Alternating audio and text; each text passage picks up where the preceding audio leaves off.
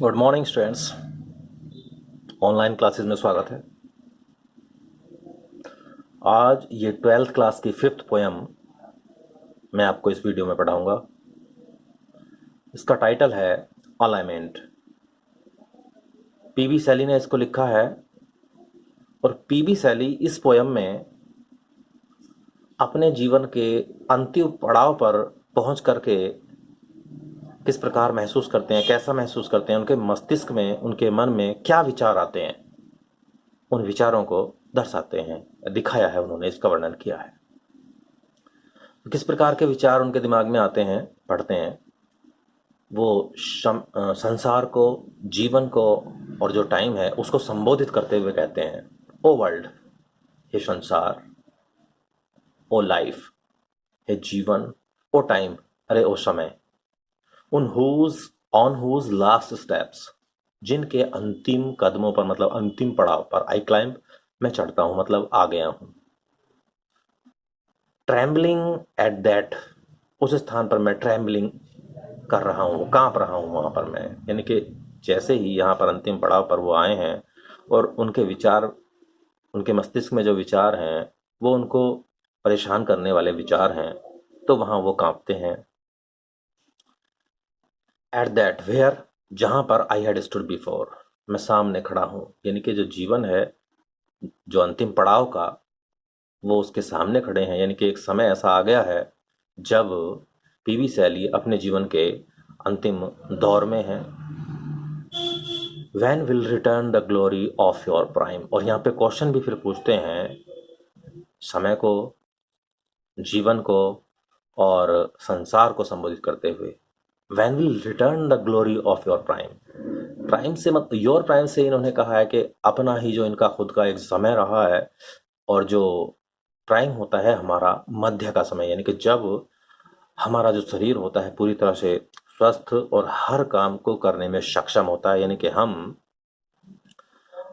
वयस्क होते हैं, अपने जीवन के मध्य में होते हैं। हम कुछ भी, हम काम जहाँ से करने की ठाने कर सकते हैं। कोई भी मुसीबत हमारे सामने एक बड़ी मुसीबत नहीं होती। किसी भी मुसीबत से हम लड़ने के लिए तैयार रहते हैं और उससे पार भी पाते हैं। उस समय को यहाँ पे कहा गया है प्राइम।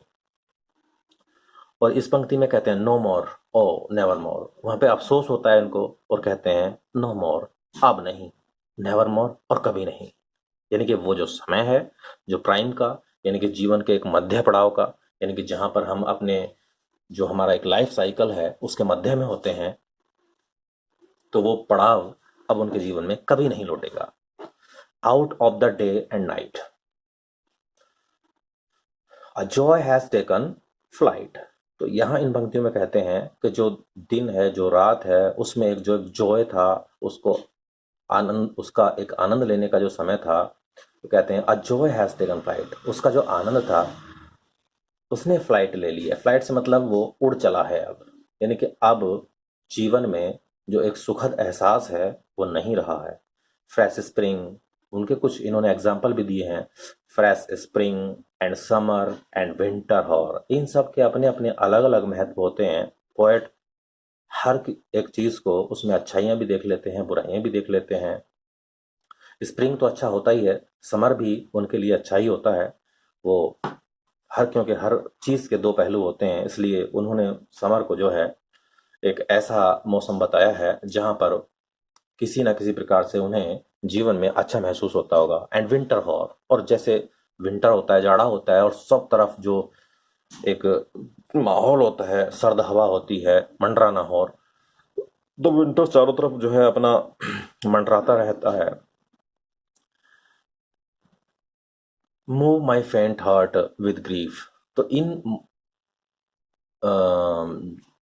स्प्रिंग को, समर को और विंटर को, इनको इन्होंने इस पंक्ति से इनका संबंध है मूव माई फेंट हार्ट। बल्कि यहाँ के गुड सेंस में नहीं, इनको एक ऐसे सेंस में यूज़ किया गया है, स्प्रिंग, समर और विंटर को, जिनके आने पर उसको बजाय सुखद एहसास होने के एक दुखद एहसास होता है। और क्या कहते हैं, मूव माई फेंट हार्ट, मेरे फेंट हार्ट को, यानी कि जो उसका मन है, जो हृदय है, उसका दिल है, वो फेंट है, ऐसे समझो अचेत अवस्था में है। यानी कि उसमें कोई चेतना, नाम मात्र की चेतना है। विद ग्रीफ, वो उसे दुख से भर देते हैं, बट विद डिलाइट, लेकिन आनंद से। नो मोर, ओ नेवर मोर, अफसोस होता है और कहते हैं अरे नहीं, नहीं भरेंगे, यानी कि मुझे सुखद एहसास नहीं कराएंगे और कभी नहीं कराएंगे। कौन? चाहे वो फ्रेश स्प्रिंग हो, चाहे वो समर हो, और चाहे वो विंटर हो। तो ये पोयम अलाइमेंट पीवी शैली की यहाँ पर समाप्त होती है। इस पोयम में इन्होंने बहुत अच्छे तरीके से जीवन का जो एक अंतिम पड़ाव होता है, एक सुखद एहसास के बाद जब अंतिम पड़ाव पर अपने मनुष्य होता है, तो उसके सामने किस प्रकार का दृश्य होता है, कैसा वो महसूस करता है, वो दृश्य हमारे सामने प्रस्तुत किया है। और ये पोयम काफ़ी छोटी सी पोयम है। इसको जो एक्सप्लेनेशन है इसका, जो इसका मैंने मतलब एक्सप्लेनेशन से मतलब जो वो नहीं है जो रिटन वर्क है, बल्कि जो मैं समझा रहा हूँ, इसको बड़ा कई बार विचार करेंगे और अपने इसको गहराई से सोचेंगे कि हमारा जो जीवन है वो हर एक पड़ाव के बाद किस प्रकार हम महसूस करते हैं अपने जीवन में। इस पोयम में इतना ही। धन्यवाद।